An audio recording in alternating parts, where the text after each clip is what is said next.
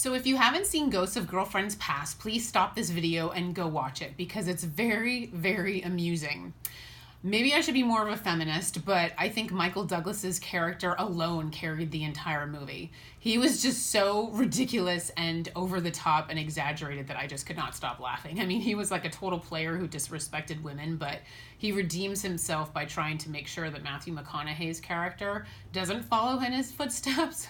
So he spends the movie trying to do good, but he's pretty funny. I just found him extremely entertaining.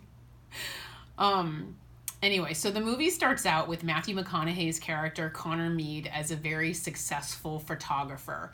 Total ladies' man, uses his charm and good looks to work to his benefit. And he sees women as play toys and doesn't really value or respect them, and ends up leaving quite a bit of pain in his wake. I mean, he ends up breaking quite a few hearts. And the reason why he has adopted this lifestyle is because of his belief system. His belief is that he doesn't believe in love, commitment, or marriage. He thinks love is a myth. Love is magical comfort food for the weak and uneducated. And it makes you feel all warm and relevant, but in the end, love leaves you weak, dependent, and fat. So this belief system was actually a result of a traumatic event that he had in high school at a dance with his childhood friend / high school sweetheart, Jenny Perotti, played by Jennifer Garner. And while they're at the dance, Jenny starts dancing with Pete Hastings and they end up kissing. So Pete Hastings becomes her first kiss instead of Connor Mead. And Connor is very, very bothered by this and just experiencing, such a broken heart and so much pain. I feel like both characters contributed to the situation because Jenny looked at Connor before she started dancing with Pete and Connor kind of choked. So it was kind of both their doings. But Connor was so incredibly hurt from this that he just decided that day that he didn't want to experience that kind of pain ever again. And so that's why he adopted this belief system and this player lifestyle as a attempt towards self-protection. And this is all coming from his ego. So it was all an attempt to prevent any future pain from happening and just being so scarred from this experience, just never wanting to have to deal with this again, this kind of pain. So he shut himself off from his feelings. He kind of lived his life from a logical standpoint in his head as opposed to really feeling, giving and receiving love. And so his spirit guides see this and they have a problem on their hands because they can see Connor Mead leading a lower level of existence. He's not as happy as he could be. He's not as spiritually fulfilled as he could be. He's not, partaking in the joys of life, which includes a nice loving relationship. So his spirit guides see this egoic protective wall that he's built and they realize that they have to change his belief system.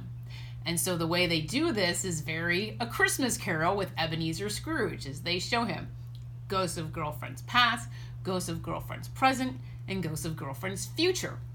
They can't just sit Connor Mead down and explain this stuff to him. They have to show it to him because changing somebody's belief system is a pretty huge feat. So, how did they do this? Ghosts of Girlfriends Past ends up showing him wooing Jenny Perotti as an adult. They, reconnect later. He woos her as an adult. They date for several weeks. They have intercourse. She wakes up the next morning. Connor Mead is gone. He's not there. He flaked out and ditched her. So they show Jenny Perotti waking up alone in bed without Connor Mead there after they make love, and she's just bawling her eyes out. She's just so incredibly hurt by this. And so Connor is being shown the pain that he caused Jenny Perotti. He needs to see how she was affected by his actions and what he did. And he broke her heart. So you could see him being affected by this, that he hurt her so deeply. And that was the point of Ghosts of Girlfriends Past, is showing him, okay, this is the effect that you had on her. See what you did to her. See how much you hurt her. This is the part you missed because you weren't physically present and you left. You didn't see her the next morning.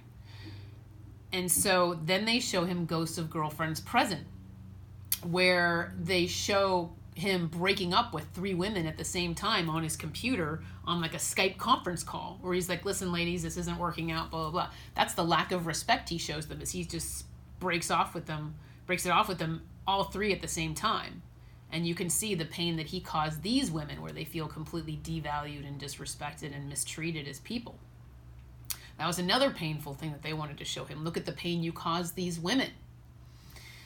And in another scene, they show Jenny actually saying that Connor Mead, thinking about him, still affects her 10 years later. This is 10 years later, and Connor Mead still affects her. She still has a soft spot for him, and she's still vulnerable to him. But in the same scene, she's also flirting with a new guy named Brad, and you see Connor watching this and getting visibly upset. Like, I can't believe, who's this Brad character? Oh, is she flirting with him? And, he's jealous and visibly upset by this. So you can tell that this scene deeply affects him. And this is the present. She's actually flirting with Brad in real time, present. And so the last thing they show him is Ghosts of Girlfriends Future. And they show Jenny getting married to Brad. It works out, and they actually end up getting married. And they show, in another scene, they show Connor his own funeral. And he's very bothered by this because there's only one person at his funeral, and that's his brother. And so they basically tell him, yeah, you weren't really missed. No one's really going to miss you. And so his brother is the only one that attends his funeral. And it's the only one that really cared enough to show up, because he didn't really touch people's lives. He was very self-serving his entire life. So nobody really attends his funeral. So you see that deeply affect Connor Mead. And that really gets to him. And so at the end of the movie, we see that Connor Mead really doesn't want to risk pain for love. It's not worth the risk. He decided it's not worth the risk. Love isn't worth the risk of pain. What if she leaves? What if she dies? What if she hurt me? It's not worth it. And at the end of the movie, you see him realizing that love is worth the risk. And he needs to set aside his fear and his ego and take the risk, because it's worth it, and it's a higher level of existence, and it'll fortify his soul and bring him spiritual fulfillment, a deeper spiritual fulfillment that he could attain from just these casual flings. And so he had to be shown these things. This is how the other side works. They can't just sit him down and talk to him. They have to show him these things to try to break down that wall of fear. And this is all done out of love. But I wanted you guys to see this movie as yet another example of how the other side works, is they have to show us things. Because if they see that we could be leading a higher level of existence than we are, they have to do this with us. They have to try to nail it into our head so that we can see outside of, what we're currently experiencing. Because a lot of times you get used to your lifestyle and you get used to your level of existence. You don't know that there's better out there. And that's when your spirit guides step in out of love to help carry you to that higher level of existence. So just know that your angels have their work cut out for you. And I implore you to ask yourself, do you have any belief systems that could be causing you to lead a lower level of existence than you are? And to please revisit those belief systems so that you can maximize your experience on this earth and lead a higher level of existence. And in the meantime, take care and be well. Thank you.